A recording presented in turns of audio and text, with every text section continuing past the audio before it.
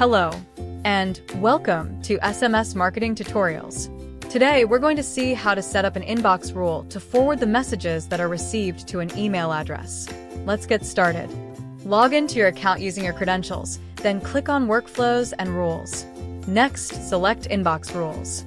By default, an inbox forwarding rule is automatically created when you set up your account. You can either edit the existing rule or create a new one by clicking the Add button. Give the rule a name.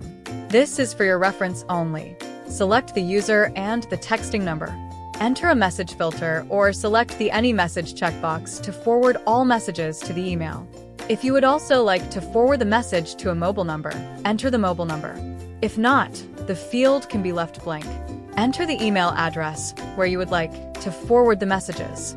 The subject and email templates are pre-filled and can be customized as per your requirements. You can check the Include History checkbox to include the history of the conversation in the email. The default auto-response message will be triggered every time a new message is initiated. The reply auto-response is triggered every time a user replies to your texts. These can be left blank if you're not looking to send auto-response messages. The Forward to Webhook option allows you to forward messages to your web application. Click Save. Once saved, you can set up calendar-based auto-responses by checking the box. To manage calendar-based responses, click on Manage Auto-Responses.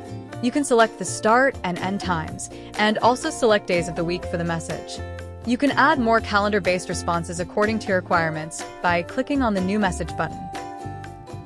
As you can see, the calendar-based messages have been saved and applied to the rule. Thanks for watching.